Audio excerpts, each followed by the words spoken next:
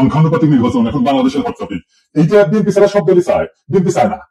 এটা খুব বেকুবের মতো প্রশ্ন করি, হ্যাঁ, কিছু মনে করেন না। বিএনপি কেন চায় না, আর অন্যরা কেন চায়, এটা বলতে পারবেন? আমি শিওর ম্যাক্সিমাম মানুষ এটা বলতে পারবে না, এমনকি দলের কর্মীরাও বলতে পারবে না। আমার এটা বোঝার জন্য মেলা পড়াশোনা করা লাগছে। যাই হোক, বিএনপি জামাত দুই দলকেই বলতেছি, এটা হইতেছে সেই কারিশমা কাপুর। আপনি নায়িকার ছবি দিলেন কেন? আমি কি নায়িকার নাম বলছি নাকি? হ্যাঁ, ও আচ্ছা, সারাক্ষণ ইন্ডিয়ান নায়িকা মাথায় ঘুরে, তো তাই মাঝে মধ্যে মুখ থেকে ফসফ করে বের হয়ে যায়। আমি এত করে কইলাম প্রফেসর ইউনূসকে, যেটা ইন্ডিয়ান নায়িকা বিষয়ক মন্ত্রণালয় প্যানে আমার তার উপদেষ্টা বানান, উনি আমার কথা রাখলেন না, উনি রাখলেন ভুট্টো সাহেবের কথা। যাই হোক, আল্লাহতে আসি। এটা হইতেছে বয়ান তৈরি, ন্যারেটিভ তৈরি সেই কারিশমা। দুঃখজনক ভাবে এটাই আপনারা ফেল। লাভটা কোনটা? পাবলিকে হয় আপনার কথা শুনে না বা বুঝাতে পারেন না। এই আলাপটা উঠেছিল গত বছর আগস্টের শেষ দিকে, হাসিনা পলানোর পর। সেই সময় আমি একটা ভিডিও বানিয়েছিলাম এই জায়গায়। আপনারা জানেন আমি তীব্রভাবে আমাদের সমালোচনা করেছিলাম। আমাদের আমি ফোন দিয়েছি, ফোন দিয়ে গেলেন দুটো দিলে যে দাদা আপনি আমাদের ইন্ডিয়ান দালাল বানাই দিলেন। আমি বলছিলাম যে শহীদ ভাই, আপনারা মাঝে মাঝে এমন ভুল করেন যে মনে হয় আপনারা স্লিপ ওয়াকিং করেছেন। স্লিপ ওয়াকিং মানে বুঝেন তো, যে ঘুমের মধ্যে হাঁটে, যেগুলো সচেতন নাই, অচেতন অবস্থায় হাঁটিচ্ছে, তো সেভাবে হাঁটে। আপনারা ঘুমের মধ্যে হাঁটিচ্ছেন, আপনাদের আঘাত না করলে তো ঘুম ভাঙবি না, তাই না? যাই হোক, আজকে আমরা দেখবো আসলে এই পদ্ধতি বাংলাদেশের জন্য ভালো হবে কি, রাজনৈতিক দলগুলো কি বুঝে চাইতেছে আর কি বুঝে বিরোধিতা করছে, আসলে সেটা আমরা একসাথে বুঝে দেখি। আমার আগে ভিডিও থেকে দেখে আসি, আসেন এই সংখ্যানুপাতিক নির্বাচন বিষয়টাকে আমি বলছিলাম। হ্যাঁ, জামাত 10 দফা প্রস্তাব দিচ্ছে, ভালো কথা, কিন্তু এটার মধ্যে একটা খুব ইন্টারেস্টিং দফা আছে, তা হইতেছে সংখ্যানুপাতিক নির্বাচন। এটার মানে কি জানেন? মানে হচ্ছে ধরেন আপনার আসনে মোট ভোট 10 লাখ, না মোট ভোটার আর কি। তো ইলেকশন হলো, বিএনপি পেলো 5 লাখ, জামাত পেলো 3 লাখ। এখন আবার জামাত বলবে আমাদের কম ভোট দিলেন কেন? যাই হোক, এটা হিসাবের জন্য আর কি। আওয়ামী লীগ পেলো ধরেন 1 ভোট, তাও চূড়ান্ত গণনা ক্যান্সেল হয়ে গেল। তো সিদ্ধ বিএনপি, তাই না? তো এখন যে জামাত যে 3 লাখ ভোট পেলো, এটা তো পুরোই লস জামাতের জন্য। সে বলতেছে না, 300 আসনে যত ভোট পড়বে সেই ভোট, মোট ভোটের যত শতাংশ, 300 আসনের তত শতাংশ সিট তারা দিতে হবে। তার মানে কোন সিটে আলাদাভাবে যারা জিততেছে না, তারা যদি সব মিলায় 1% ভোটও পায়, তাইলে তারা 3টা সিট পাবে, বুঝছাও? যদি 0.5% পায়, তাইলেও একটা সিট অন্তত পাবে। ছোট দলের জন্য খারাপ না, সিট বাড়ে এতে। ইউরোপের অনেক দেশে সিস্টেম আছে, তাই ন্যাশনাল পলিটিক্সে ছোট দলের একটা ভয়েস আছে, তাই তো ভালোই, তাই না? পশ্চিমে তো অনেক কিছু আছে রাজনীতিতে, তাই না? আমরা জানি পশ্চিমে সেকুলারিজম আনছি আমরা, আছে তো, আনিনিকা। পশ্চিমে এলজিবিটিকিউ রাইটস এর ইস্যু আছে, আমাদের দেশের লোকেরা মেনে নিবে। পশ্চিমে মদ খাওয়া, জুয়া, ক্যাসিনো মেনে নিবে, আমাদের দেশে মেনে নিবে না। তার মানে পশ্চিমে আছে, এটা কোনো সাফাই হতে পারে না। হ্যাঁ, ছোট দলের জন্য এটা ভালো। জামাতকে ছোট দল নাকি মনে করিস যে চিরজীবন সে ছোট দল থাকবে? ওই যে আছে না সেকেন্ড ডিভিশনে খেলা, ওই চিরজীবন সেকেন্ড ডিভিশনে খেলবে জামাত। আজ আমরা দেখবো যে এই ইস্যুটা আমাদের গ্রহণ করা উচিত কিনা, করলে কেন উচিত, না করলে কেন উচিত না। তো শুনলেন তো, তাই মানে আলাদা বিষয় যুক্ত করা দরকার। পাইতেছে এই সংখ্যানুপাতিক নির্বাচন আপনি ক্যান্ডিডেটকে ভোট দেন না, আপনি মার্কাট ভোট দেন, মার্কাট ছাপা দেন। ক্যান্ডিডেট যায় কিন্তু আমার ভোট দিলে আমি আপনার বীজ ভেঙে দিব, টুকু আমি আমার ভোট দিলে আমি আপনার বীজ ভেঙে দিব, এটা করবে না। আমার দল ক্ষমতাটা আসলে বীজ ভেঙে দিবি, টুকু বীজ ভেঙে দিবি, বুঝাও। তো এখন এই পদ্ধতি কেন দলগুলো চায় আমি কোনো অনুমান করবো না, আমি ওনাদের দলীয় ডকুমেন্ট থেকে দেখাই দিব। আমি সব দলের তো দেখাই দিচ্ছি না, আমি জামাতের তো দেখাই, কারণ জামাতই এই সংখ্যানুপাতিক নির্বাচন চলা সবচেয়ে বড় দল। তারা কি বলে এই দাবির পক্ষে আর্গুমেন্ট হিসেবে, আসেন সেটা একটু বুঝে দেখি। জামাতের সাবেক আমির গোলাম আজম সাহেব এই বইটা লেখেন 2005 সালে সংখ্যানুপাতিক নির্বাচন নিয়ে। এখানে জামাতের সব আর্গুমেন্ট লেখা আছে। এছাড়াও আরো কিছু ইন্টারেস্টিং কথা আছে, আমি পড়তে পড়তে পাইলাম, সেগুলো বক্তব্য দিয়ে রাখবো, সম্ভব হলে আলাপ করবো।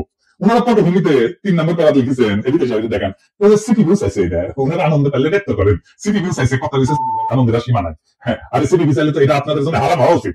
তা না, ওনার প্রগতিশীল কুরকুরানি উঠেছে, সিটি ভিউ চাইছে, ওনারা লাভ দিয়ে উঠেছে। তারপর কইতেছে এরশাদও কইছে, সিটি ভিউ এরশাদ কইছে, এরশাদ আর সিটি ভিউ এই দুইটা চাইতে বড় ইন্ডিয়ান মাল বাংলাদেশে আছে নাই।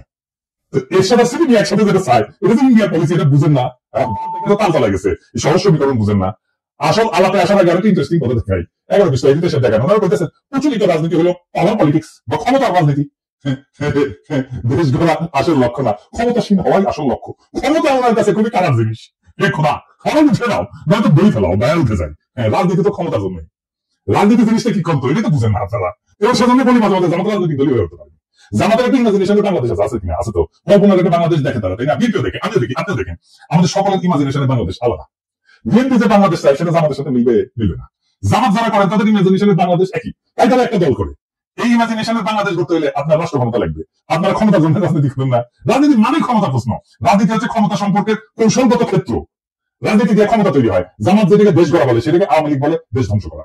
দেশ গড়া কোনো রাজনৈতিক শব্দ না, এটা সাহিত্যের শব্দ। যাই হোক, জামাত বলতেছে একটাই যুক্তি দিচ্ছে এই সংখ্যানুপাতিক নির্বাচনের জন্য। নির্বাচনের টাকার খেলা বন্ধ করবে সংখ্যানুপাতিক নির্বাচন, আর কোনো দ্বিতীয় যুক্তি নেই। ক্যান্ডিডেটের টাকা খরচা করতে হয়, দেখেন টাকা খেলা বন্ধ করার জন্য জামাত সংখ্যানুপাতিক নির্বাচন চায়। খুব সব চাওয়া, তাই না?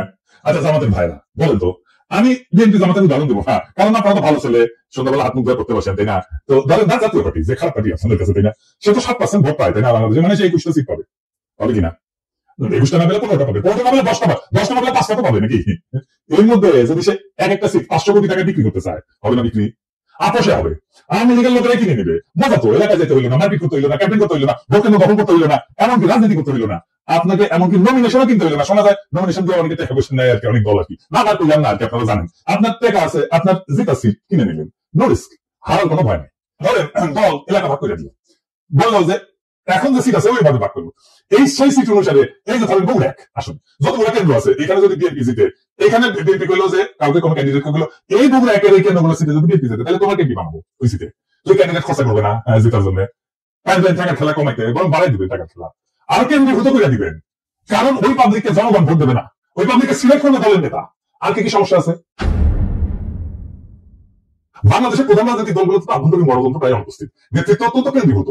এই পদ্ধতিতে সংখ্যানুপাতিক পদ্ধতিতে দলীয় তালিকা তৈরি হবে কেন্দ্রীয় নেতৃত্বের মাধ্যমে। এটা স্থানীয় জনপ্রতিনিধিত্বকে দুর্বল করে দেবে, দলীয় নেতৃত্ব ক্ষমতা আরো কেন্দ্রীভূত করবে এবং স্থানীয় পর্যায়ে জবাবদিহিতা কমবে। দলের শীর্ষ নেতৃত্বে নির্ধারণ করবে কে সংসদে যাবে, ভোটারদের প্রত্যক্ষ ভোটের ক্ষমতা কমে যাবে। মানে এখন তো জনপ্রিয় নেতা হলে তো জেতার চান্স থাকে, তাই না? মানুষের কাছে ভালো হইতে হয়, সেটা কোনো দরকারই করবে না। দেখেন, আমরা অনেকে মনে করি রাজনীতি মানে হচ্ছে নির্বাচন, আইন, সংসদ, এই সমস্ত কিছু। কিন্তু রাষ্ট্রবিজ্ঞানী মুস্তাক এটা খুব সোজা কথা বলেন। উনি বলেন যে রাজনীতি আসলে একটা অদৃশ্য বোঝাপড়া। সেটাতে ঠিক হয় কে ক্ষমতায় থাকবে, কে টাকা খাবে, কে নিরাপদে থাকবে।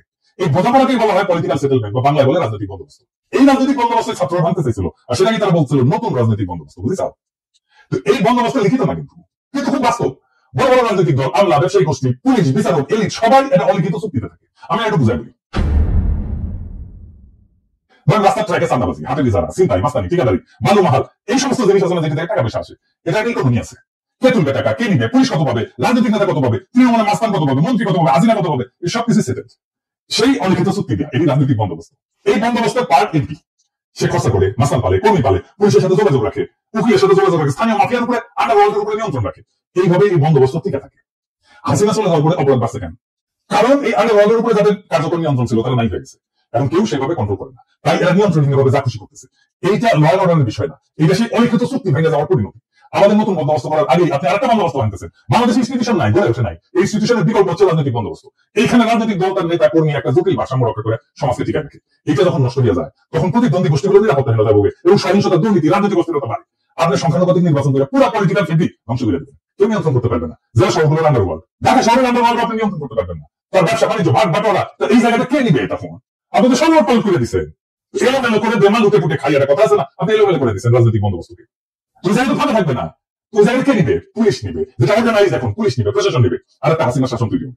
পুরো সমাজ, রাষ্ট্র রাজনৈতিক দলের নিয়ন্ত্রণের বাইরে চলবে। যে দেশে ইনস্টিটিউশন গড়ে ওঠে নাই, সেই দেশের রাজনৈতিক বন্দোবস্ত হলো সমাজকে টিকে রাখার বিকল্প ব্যবস্থা। আর আপনি সেই ব্যবস্থা থেকে ভেঙ্গা সংখ্যানুপাতিক নির্বাচন নামে বুগি মারলে রাষ্ট্র করা করবে গ্যাংয়ের হাতে, পুলিশের হাতে, প্রশাসনের হাতে, স্থানীয় মাফিয়ার হাতে। আফগানিস্তানে হয়েছিল না, তালেবান আসার আগে এক এক এলাকায় এক এক ওয়ার্ল্ড শাসন করতে, একই জিনিস হবে। বাংলাদেশ আপনি এই কাজটা করতে যাচ্ছেন। পুলিশ আর প্রশাসন শক্তিশালী হয়ে উঠবে, দারুণ। এই সংখ্যানুপাতিক নির্বাচন আঞ্চলিকতা বাড়াই দেবে। আমি অন্য দেশের উদাহরণ দেবো না, বেলজিয়ামের উদাহরণ দেবো। এই বেলজিয়াম একটা দেশ হিসাবে থাকে কিনা দেখেন।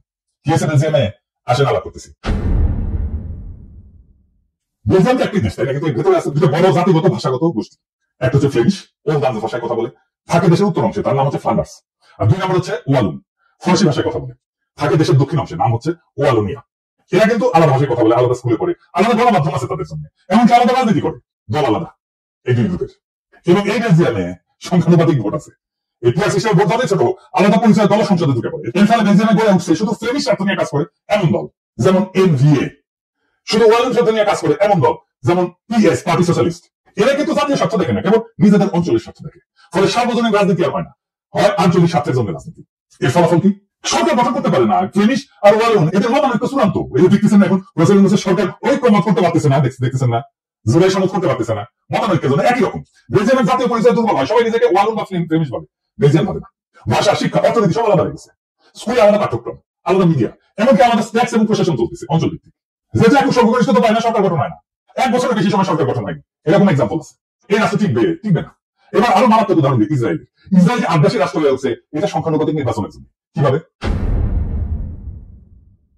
ইসরায়েল এখন একটা রাষ্ট্র না, একটা চরমপন্থী যুদ্ধযন্ত্র। আর এই রূপান্তরের বীজ পোতা আছে তাদের এই সংখ্যানুপাতিক নির্বাচনের ব্যবস্থা। তো এখানে প্রায় 3% মতো ভোট পেলে সংসদে ঢুকে যায় যে কেউ। এই ফাঁক বলে ক্ষমতার মঞ্চে উঠে আসছে একজাক ধর্মীয় হুইগান, যারা গণতন্ত্র না, ধর্মীয় শাসন এবং জাতিগত নিধন চায়, ফিলিস্তিনের ধ্বংস চায়, গাজার ধ্বংস চায়। কারাই হুলিগান, যেমন SHAS, এরা নারী অধিকারের প্রকাশ্য শত্রু, সিভিল ম্যারেজের প্রকাশ্য শত্রু। তারপরে আরেকটা আছে UPZ, এরা নারীদের ভোটের শত্রু, আধুনিক শিক্ষার শত্রু, এমনকি রাষ্ট্রীয় আইনকে অস্বীকার করে। আর কাছে ইহুদিত, আরবদের দাবি তত্ত্ব বাতিল করে দিতে বলে, গাজায় গণহত্যা উস্কায় দেয়।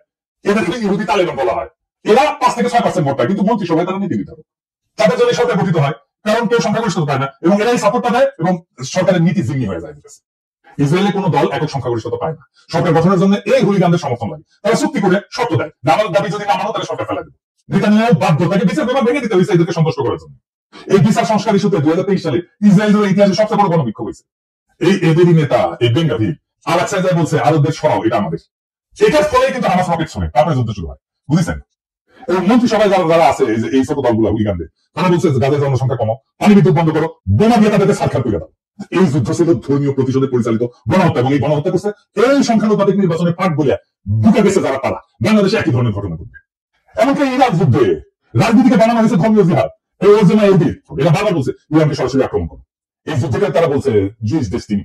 কূটনীতি, আন্তর্জাতিক আইন, আঞ্চলিক স্থিতিশীলতা সব ফালতু, শুধু যুদ্ধ, আগুন আর দখল চাই জন্য। এবং এই প্রপোর্শনাল রিপ্রেজেন্টেশন সংখ্যানুপাতিক নির্বাচনের জন্য ইসরায়েল এখন একটা চরমপন্থীদের রাষ্ট্র হয়ে গেছে, যেখানে 5% উন্মাদ একটা দেশের 95% ভবিষ্যৎ নিয়ন্ত্রণ করে। ইসরায়েল আজকে প্রমাণ যে সংখ্যাগত সমতা মানে রাজনৈতিক সুস্থতা না, প্রপোর্শনাল রিপ্রেজেন্টেশন মানে ক্ষমতা বিকেন্দ্রীকরণ না, জনগণের ক্ষমতা আর না, অনেক সময় চরমপন্থার কেন্দ্রীভবন হয়। আপনারা রাজনীতিতে আপনার কল্পনার ইমাজিনেশনের বাংলাদেশ করবেন, কিন্তু সেই ইমাজিনেশনের ভেতরে এই বাস্তব দেশের জনগণ, এই মানুষের মুখ, তাদের যন্ত্রণার বাস্তবতা অনুপস্থিত।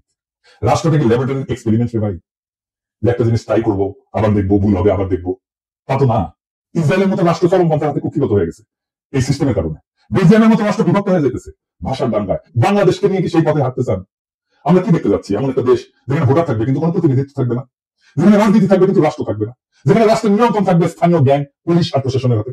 শক্তিশালী ইনস্টিটিউশন না গড়ে ওঠায় যে রাষ্ট্রের প্রত্যেকটা জেলা এখনো একটা রাজনৈতিক বন্দোবস্তের মধ্যে টিকে আছে। এই প্রপোর্শনাল রিপ্রেজেন্টেশন সংখ্যানুপাতিক নির্বাচন আইসা সেই সামাজিক ভারসাম্য ধ্বংস করে দেবে, রাজনৈতিক ভারসাম্য ধ্বংস করে দেবে। নতুন কিছু গড়ার আগে 15টাকে ভেঙে ফেলতে চাইলে দায়িত্ব তো আপনার ভাই।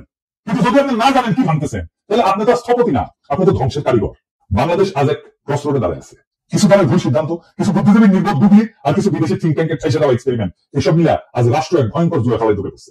একটা দেশ যেটা গণতন্ত্র ছিল ভঙ্গুর, আইনের শাসন ছিল কাগুজে, সেই দেশে আপনি যদি রাজনৈতিক বন্দোবস্ত না রেখা এই সংখ্যানুপাতিক নির্বাচনের সিস্টেম চাপাই দেন, তাহলে গড়ে উঠবে তা গণতন্ত্র না, তাহলে পলিটিক্যাল মাফিয়ার এনক্লেভ। আর মানুষ শুধু ব্যালটের সেরা কাগজ হয়ে থাকবে। আমরা কি একটা রক্তাক্ত বিপ্লবের পরে এমন একটা পরিণতি চাইছিলাম? বিচারের ভার আজকে আপনাদের উপরে দিলাম। এই দেশ ধ্বংস করিলেন না, এই দেশ ধ্বংস হয়ে যাবে যদি আপনাদের বিবেচনাবোধ অন্ধকার হয়ে যায়, আপনাদের জাজমেন্ট যদি ক্লাউডেড হয়ে যায়। সেই রাস্তায় আমরা হাঁটতে চাই না, আমরা বিপ্লবের রাস্তাতে হাঁটতে চাই। বিপ্লবকে পরিপূর্ণভাবে বিজয়ী কইরা বাংলাদেশে একটা নতুন রাষ্ট্র করতে চাই। ইনকিলাব জিন্দাবাদ।